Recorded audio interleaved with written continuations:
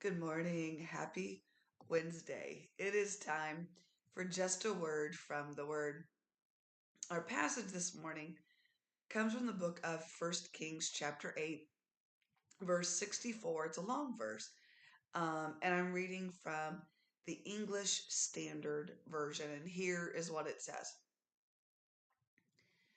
The same day, the king consecrated the middle of the court that was before the house of the Lord, for there he offered the burnt offering and the grain offering and the fat pieces of the peace offerings, because the bronze altar that was before the Lord was too small to receive the burnt offering and the grain offering and the fat pieces of the peace offering. As I was going through First Kings 8 this morning, I I went through it yesterday. I went through it again this morning, and um, all I could think when it got to verse 64 was, how big is my altar? How big is your altar? The bronze altar that was built for the house of the Lord at that point in time became too small. Why? It's a beautiful reason why. Solomon had just finished building the house of the Lord, the actual temple in Jerusalem for the Lord. This thing was huge, massive.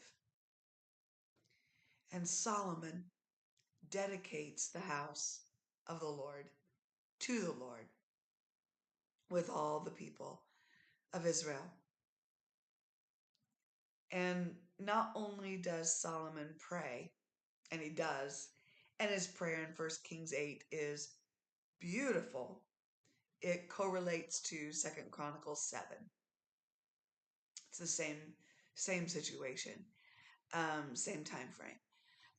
But Solomon's prayer is absolutely beautiful.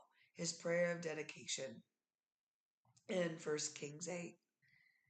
Solomon gets done praying, prayer of dedication, and to seal the dedication, Solomon offers tens of thousands of offerings. Read it. I'm not going to go through all the details. Read it. He offers thousands upon thousands of animals. And the writer of First Kings says he offered so much that the altar that had originally been dedicated to the Lord was so small. So, because it was so small, Solomon said, I'm just going to consecrate the court, this middle area, all of this space, because I need more room for sacrifice.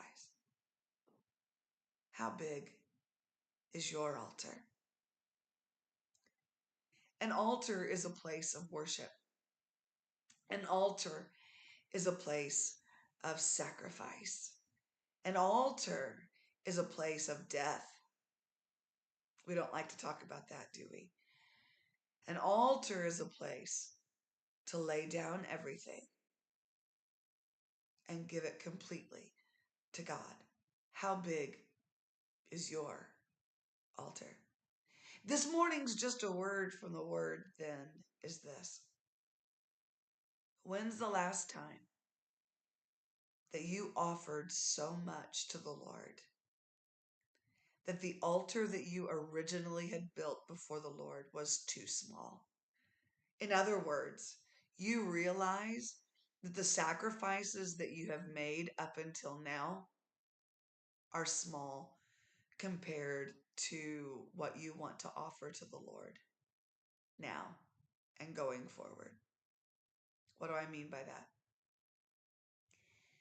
It's easy in the moment when the emotions are high. In a church service, somebody has preached a convicting message. God, I give you myself. and then we take it back, or we only give a part of ourselves. God is calling us to have bigger altars, to consecrate the court, not just a small place, but the whole area of our hearts, to give all, not just part, but all, and to sacrifice our all, not just once, but continually before the Lord. How big is your altar? Is it big enough to handle the sacrifice of everything in your life? Consecrate the court. Offer everything to God, withholding nothing. Don't hold anything back from Him. Don't allow pride to stand in the way. Don't allow preconceived ideas to stand in the way. Offer everything to Him. How big is your altar? This has been just a word from the Word. God bless you. Have a beautiful day. As I have been saying, I will be teaching the adult class this Sunday. I'll start about 11:15 Sunday morning and give what the Lord has been dealing with me about for Sunday from mothers. And but come celebrate Mother's Day with us. Don't just come for Sunday school. Come for worship service too. Would love to have you. Would love for you to sit with me. If you're not doing anything tonight, we've also got youth service tonight. It'd be lovely to have you. God bless you. Have a beautiful day. And Lord willing, we'll see you tomorrow.